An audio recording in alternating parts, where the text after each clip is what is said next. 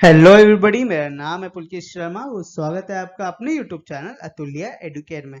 तो आज हम लोग क्लास 10th का chapter number 9 application of trigonometry शुरू करने वाले हैं। ठीक है, इससे पहले जो चैप्टर नंबर 8 था उसमें आपने पढ़ा था इंट्रोडक्शन टू ट्रिग्नोमेट्री में, और उसमें आपने बेसिकली ज़्यादा थियोरिटिकल क्वेश्चन सॉल्व किए होंगे। ठीक है, तो वो जो चैप्टर था वो इसलिए आपने पढ़ा था क्योंकि आपको ये पता होना चाहिए था कि मैं ट्रिग्नोमेट्री को कैसे सॉल्व करूं। मगर ये जो चैप्टर है, ये चैप्टर में आपको ये डिफाइंड हो जाएगा कि ट्रिग्नोमेट्री एक्चुअली हम लोग सॉल्व क्यों करते हैं। ठीक है, और फिर उसके बाद ट्रिग्नोमेट्री कहाँ पे यूज होता है जहाँ पे हमें ये सब सॉल्व करना पड़ता है। ओके, और जो भी हम लोग क्वेश्चंस करेंगे, जो भी हम लोग अभी क्वेश्चंस करेंगे इसके बाद के जो वीडियोस में, वो सब क्वेश्चन एक real life application based questions होंगे। ठीक है, तो यहाँ पे आपको बेसिकली समझ जाएगा कि क्यों ट्रिग्नोमेट्री हमारे एक लाइफ में इंपॉर्टेंट पार्ट अदा करता है। ओके, अब मैं आपको एक और चीज बता देता हूँ कि हम लोग अक्सर बोलते हैं, जैसे मैं भी जब पढ़ता था क्लास 10th में, तो मैं भी ये सोचता था कि हम लोग मैथ्स क्यों पढ़ रहे हैं, ये सब कहाँ पे यूज आएगा, A plus B the whole square कहाँ पे यूज होता है, ये trigonometry sine theta cos theta कहाँ पे यूज होता है। देखो, कोई भी फील्ड में उतर के सीधा साइन थीटा कॉस थीटा नहीं बनाता है, मगर इस कॉन्सेप्ट के ऊपर मशीन्स बनाई जाती हैं जो ये काम खुद करती हैं। पहले क्या होता था, पहले इंसान ये काम करते थे, इंसान सच्ची में साइन थीटा कॉस थीटा लेके मेजर करके खुद काम करते थे मैनुअली। मगर अब वो जो मैनुअल चीज है ना, उसको टेक्नोलॉजी ने रिप्लेस कर दिया है। मगर टेक्नोलॉजी आई कहाँ से, ये सब कॉन्सेप्ट से ही आई है। ठीक है, इसीलिए हम लोग बेसिक कॉन्सेप्ट जान लेते हैं, उससे ज्यादा आपको जानने की कोई जरूरत नहीं, क्योंकि ये रियल लाइफ, आज के रियल लाइफ में इसका इतना महत्व नहीं, क्योंकि इसका जो महत्व है वो हमने कॉन्सेप्ट के द्वारा एक पूरा मशीन्स बना चुके हैं जो इसी कॉन्सेप्ट में काम करते हैं। ठीक है, समझ में आया? तो इसीलिए आपको ये सब क्यों पढ़ते हो आप, मैथ से इसीलिए पढ़ते हो क्योंकि आपको बेसिक कॉन्सेप्ट पता होना चाहिए कि अगर समझो मैं एक जंगल में कहाँ घूमने आ रहा हूँ, कंपास अगर खो गया है तो कंपास एक मैथ्स के कॉन्सेप्ट में बना हुआ है। ठीक है, मगर अगर वो खो गया है तो मैं कैसे उसको देखूंगा, तो मैं ऊपर चांद को देख के, ये सितारों को देख के अपना नेविगेशन कर पाऊंगा। ठीक है, तो इसीलिए आपको नेविगेशन सितारों वाला बताया जाता है। आपके पास कंपास है, मगर अगर कभी टेक्नोलॉजी खराब हो गई तो आप मैनुअली भी कैसे कर सकते हो, इसके लिए आपको पढ़ाया जाता है। ठीक है, चलो, तो जो ट्रिग्नोमेट्री है ये मैथ्स में और रियल लाइफ में भी एक one of the most important subject है। ठीक है, क्यों इम्पोर्टेंट सब्जेक्ट है, इसके कुछ एग्जांपल्स के द्वारा हम लोग समझते हैं। ठीक है, जो रियल लाइफ एग्जांपल्स है उसके द्वारा हम लोग समझेंगे क्यों ये एक इम्पोर्टेंट सब्जेक्ट है। ओके, अगर आप देखोगे कि जो एस्ट्रोनॉमी होती है, उसमें जो एस्ट्रोनॉमर्स होते हैं, उनको अगर कैलकुलेट करना होता है दो प्लैनेट के बीच का डिस्टेंस, तो उसमें ट्रिग्नोमेट्री का यूज होता है। ठीक है, आज वो चीज टेक्नोलॉजी ने रिप्लेस कर दी है, मगर पहले पहले हम लोग ट्रिग्नोमेट्री के थ्रू ही पता लगाते थे। ओके, देखो फॉर एग्जांपल, मैं अगर आपको एक एग्जांपल बताऊं, तो क्या होता है, एक मैथमेटिशियन और एक फिजिशियन, जो फिजिक्स वाला होता है और जो मैथमेटिक्स वाला होता है, उन दोनों के बीच में क्या डिफरेंस होता है।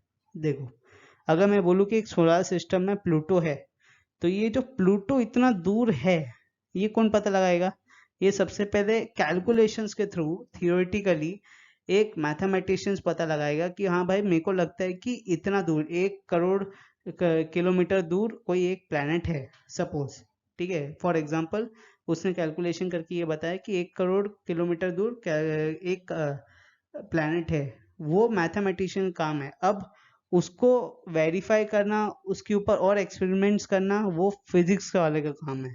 ठीक है, इसलिए फिजिक्स और मैथमेटिक्स हमेशा एक दूसरे से को रिलेटेड होते हैं। विदाउट मैथमेटिक्स फिजिक्स पॉसिबल है ही नहीं। ओके, तो जैसे कि आपको पहला एग्जांपल पता चल गया कि भाई दो अगर प्लैनेट के बीच का जो डिस्टेंस है, अगर वो देखना है तो वो हम लोग ट्रिग्नोमेट्री के थ्रू देख सकते हैं। ठीक है, फिर नेविगेशन में ट्रिग्नोमेट्री एक बहुत इंपॉर्टेंट रोल अदा करता है।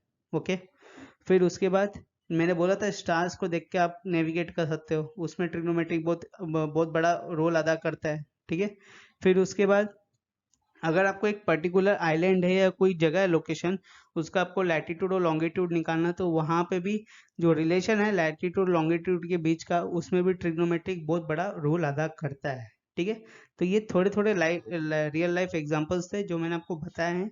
बताने का महत्व यही है कि आपको ये पता चले कि ट्रिग्नोमेट्री का इम्पोर्टेंस क्या है। वैसे ही जो भी आप चैप्टर पढ़ते हो उन सब का कुछ ना कुछ तो इम्पोर्टेंस रहता है लाइफ में। ठीक है, बस बात यह है कि आज का हम लोग वैसा यूज नहीं करते, उसकी जगह हम लोग टेक्नोलॉजी यूज करते हैं जो उसी कॉन्सेप्ट में बना हुआ है। ठीक है, समझ में आ गया? तो आज तो बेसिकली एप्लीकेशन ऑफ ट्रिग्नोमेट्री में हम लोग क्या देखने वाले हैं, आज के इसमें हम लोग क्या पढ़ेंगे। तो जैसे अभी आप क्लास 10th में हो तो आपको बहुत सिंपल एप्लीकेशंस पढ़ाए जाएंगे ट्रिग्नोमेट्री के। आपको सबसे पहले हम लोग तीन चीज पढ़ेंगे एप्लीकेशन ऑफ ट्रिग्नोमेट्री में, तीन चीज हम लोग पता लगाएंगे। सबसे पहला चीज है height and the length of an object. ठीक है, और दूसरा क्या है कि distance between any two objects कैसे पता लगाते हैं, by the help of trigonometry. ठीक है, और इसमें सबसे बड़ा रोल अदा करेगा ट्रिग्नोमेट्रिक रेशियोज। ओके, तो अभी एप्लीकेशन ऑफ ट्रिग्नोमेट्री में आपको ये तीन इंपॉर्टेंट टर्म्स समझना बहुत ही इंपॉर्टेंट है, क्योंकि ये जो टर्म्स है ये आपको जो एक्सरसाइज करेंगे वहां पे भी बहुत ज़्यादा इस्तेमाल होने वाला है। ठीक है, तो सबसे पहला जो टर्म है इसमें वो है आपका लाइन ऑफ साइट, दूसरा है आपका एंगल ऑफ एलिवेशन, तीसरा है आपका एंगल ऑफ डिप्रेशन। ठीक है, चौथा भी एक है हॉरिजॉन्टल लाइन, मगर ये इतना इंपॉर्टेंट नहीं है, इंपॉर्टेंट ये तीनों ही है। ठीक है, शुरुआत करते हैं सबसे पहले सिंपल हॉरिजॉन्टल लाइन से। ठीक है, हॉरिजॉन्टल लाइन मतलब क्या, अगर आप अभी जहाँ इमेजिन करो, ठीक है, मैं जो बोल रहा हूँ वो सोचो खुद। आप अभी बैठे हो, ठीक है, ये वीडियो देख रहे हो, अगर आप एकदम सामने की तरफ देखते हो तो जो सामने जो आपकी लाइन जा रही है उसको आप कंसिडर करोगे एज ए बेस लाइन, या आप उसको बोल सकते हो एक हॉरिजॉन्टल लाइन। ठीक है, अब लाइन ऑफ साइट क्या होता है, लाइन ऑफ साइट होता है कि जो ऑब्जर्वर है, यहाँ पे आप देख सकते हो कि जैसे कि एक ऑब्जर्वर ऑब्जर्व कर रहा है एक ऑब्जेक्ट को, जो यहाँ की बर्ड है, तो वो जो लाइन ड्रॉ कर रहा है between the observer and the eye of the observer and the object, that line drawn is considered as a line of sight. ठीक है, similarly as you can see that observer is watching the object which is dog, that line drawn from the eye of the observer to the object, that line is considered as a line of sight। ठीक है, समझ में आ गया? अब आते हैं angle of elevation के ऊपर। ठीक है, एंगल ऑफ एलिवेशन क्या होता है, देखो आप इमेजिन करो, अभी इमेजिन करो कि आप एकदम सामने देख रहे हो, तो आपका हॉरिजॉन्टल लाइन हो गया। ठीक है, जैसे जैसे आप ऊपर जा रहे हो और ऊपर अपने पंखे को देख रहे हो, तो जितना आपने जो आपका हॉरिजॉन्टल लाइन था वो तो उधर ही है, आपका जो लाइन ऑफ साइट है वो ऊपर चला गया। ठीक है, तो जितना एंगल वो ऊपर गया है फ्रॉम द हॉरिजॉन्टल लाइन, उतना एंगल को क्या बोलेंगे आप, एंगल ऑफ एलिवेशन। ठीक है, समझ में आ गया?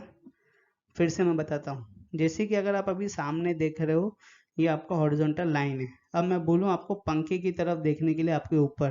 ठीक है, तो आप जितना एंगल अपना एलिवेट कर रहे हो और फाइनली जो एंगल में जाके आप रुके हो और लाइन ऑफ साइट फॉर्म कर रहे हो, ठीक है, वो जो एंगल होता है उसको हम लोग बोलते हैं एंगल ऑफ एलिवेशन। ठीक है, तो एंगल ऑफ एलिवेशन कैसे आता है, क्योंकि आपकी जो लाइन ऑफ साइट थी वो हॉरिजॉन्टल लाइन से ऊपर जाके पंखे की तरफ आ गई, तो जितना एंगल वो ऊपर मुड़ी, ऊपर गई है, उतना एंगल को बोलेंगे हम एंगल ऑफ एलिवेट, क्योंकि आपने अपने हेड को क्या किया, एलिवेट किया। ठीक है, ऊपर लेके गए हॉरिजॉन्टल लाइन से, तो उतना एंगल को हम लोग बोलेंगे एंगल ऑफ एलिवेशन। ठीक है, अब आते हैं एंगल ऑफ डिप्रेशन में। अगर आप अपने हॉरिजॉन्टल लाइन से जो आप स्ट्रेट देख रहे हो उससे अगर आप नीचे देख रहे हो, ठीक है, तो जितना आप नीचे जा रहे हो उस और फिर उसके बाद एक लाइन ऑफ साइट फॉर्म कर रहे हो, तो जितना भी एंगल आप नीचे गए हो उस एंगल को हम लोग क्या बोलेंगे, एंगल ऑफ डिप्रेशन। ठीक है, समझ में आ गया? तो एंगल ऑफ एलिवेशन कब फॉर्म होता है, एंगल ऑफ एलिवेशन तब फॉर्म करता है जब आप जो लाइन ऑफ साइट है वो आपका हॉरिजॉन्टल लाइन से ऊपर फॉर्म हो रहा है, तो जितना एंगल वो ऊपर फॉर्म हो रहा है उसको हम लोग बोलेंगे एंगल ऑफ एलिवेशन, और एंगल ऑफ डिप्रेशन क्या होगा कि जो आपका लाइन ऑफ साइट है वो हॉरिजॉन्टल लाइन से जितना भी नीचे एंगल फॉर्म हो रहा है उतना एंगल को हम लोग बोलेंगे एंगल ऑफ डिप्रेशन। ओके, तो अब ये तो मैंने आपको समझाने के लिए बोला है, आप इसका तीनों टर्म्स का एक फॉर्मल डेफिनेशन देख लो। ओके, देखो लाइन ऑफ साइट का क्या है, the line of sight is the line drawn from the eye of the observer to the point in the object view by the observer. जैसे मैंने आपको बताया कि जो लाइन ड्रॉ हो रहा है ऑब्जर्वर के आई से, अभी जो मैंने आपको सामने फिगर दिखाया कि ऑब्जर्वर के आई से जो लाइन ड्रॉ कर रहा है, जो लाइन ड्रॉ हो रहा है टू द ऑब्जर्वर, उसको हम लोग बोलेंगे लाइन ऑफ साइट। ठीक है, दूसरा आपका angle of elevation, the angle of elevation of A point viewed is an angle formed by the line of sight। ठीक है, एंगल फॉर्म क्यों हो रहा है, because of the line of site with the horizontal when the point being viewed is above the horizontal line।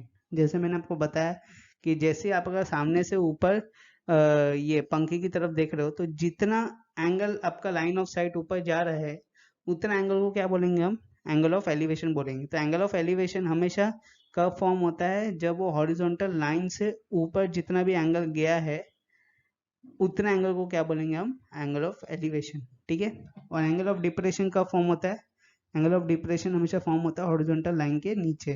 ठीक है, so same है, the angle of depression of A point on an object being viewed is the angle formed by the line of sight with horizontal when the point is below the horizontal level। और समझ में आया ना, यहाँ पे क्या हो रहा है, यहाँ पे जो भी एंगल आपने फॉर्म किया है, जो भी आपने एंगल फॉर्म किया है वो हमेशा हॉरिजॉन्टल एंगल के नीचे फॉर्म किया है। ठीक है, और एंगल ऑफ एलिवेशन में आपने जो भी एंगल फॉर्म किया है वो एंगल ऑफ हॉरिजॉन्टल लेवल के ऊपर फॉर्म किया है। ठीक है, तो ये अबव है, ये बिलो है, बस इतना ही फर्क है। ठीक है, बाकी पूरा सेम टू सेम है। ठीक है, तो इसके साथ आपका जो एप्लीकेशन ऑफ ट्रिग्नोमेट्री का थ्योरी पार्ट बोल लो या समझने का जो पार्ट है वो होता है समाप्त। ठीक है, नेक्स्ट लेक्चर में हम लोग इसका जो एक ही एक्सरसाइज है, एक्सरसाइज 9.1 जिसमें 16 क्वेश्चंस है, उन सब के क्वेश्चंस के अलग अलग वीडियो बना रहे हैं। ठीक है, जो आप जाके देख सकते हो। ओके, तो आज का वीडियो करते ही हैं समाप्त। अगर आपको ये वीडियो अच्छा लगा हो तो इस वीडियो करो लाइक, शेयर, बेल आइकन दबाओ फॉर न्यू नोटिफिकेशंस और चैनल करो सब्सक्राइब। ठीक है, और जाने से पहले अगर आपको कुछ भी डाउट है तो आप बेझिझक होकर नीचे यूट्यूब कमेंट में पूछ सकते हो। उसके साथ टेलीग्राम हो गया, ट्विटर हो गया, इंस्टाग्राम हो गया, फेसबुक हो गया, इन सब जगह जाके आप टाइप करिए अतुल्य एडुकेयर और उस ग्रुप को जाके ज्वाइन कर लीजिए। ज्वाइन करने का क्यों इंसिस्ट कर रहा हूँ, इसलिए इंसिस्ट कर रहा हूँ क्योंकि जो भी वीडियो अपलोड करूंगा 24 आवर्स पहले बता दूंगा कौन सा वीडियो मैं अपलोड करने वाला हूँ। ठीक है, प्लस मैं आपकी राय लेना चाहूंगा कि आपको कौन सा वीडियो देखना है, आपको क्या देखना है। प्लस जो भी चैप्टर खत्म होगा, जैसे अभी इसके ये चैप्टर में जैसे एप्लीकेशन ऑफ ट्रिग्नोमेट्री में देखोगे तो इसका इंट्रोडक्शन हो गया, थ्योरी पार्ट हो गया। अब इसके साथ इसका जो एक्सरसाइजेस है उसमें 16 क्वेश्चन है। जैसे ये पूरा चैप्टर खत्म होता है इसके 24 घंटे के अंदर अंदर आपको हैंड रिटन नोट्स भी मिल जाएंगे। ठीक है, तो ये आपको बेनिफिट रहेगा। प्लस एग्जाम के 1 से 1.5 महीने पहले ही हम लोग वहाँ पे मल्टीपल चॉइस क्वेश्चन डालना शुरू कर देंगे और उसके बाद प्रीवियस ईयर क्वेश्चन पेपर जो होते हैं उन सबके भी solutions in handwritten form वो भी डालना शुरू कर देंगे। ठीक है, तो आई होप आपको ये वीडियो पसंद आया हो। अगर आपको ये वीडियो पसंद आया तो इस वीडियो करो, फिर से बोल दे रहा हूँ, इस वीडियो करो लाइक, शेयर, बेल आइकन दबाओ फॉर न्यू नोटिफिकेशंस और चैनल करो सब्सक्राइब। मिलेंगे अगले वीडियो में विथ एक्सरसाइज 9.1। ठीक है, और एक्सरसाइज 9.1 में 16 क्वेश्चन है, तो मैं पूरा एक्सरसाइज एक साथ नहीं पढ़ा रहा हूँ, हर एक क्वेश्चन का अलग अलग वीडियो बनाऊंगा, तो आप जाके देख सकते हो। ठीक है, चलो बाय।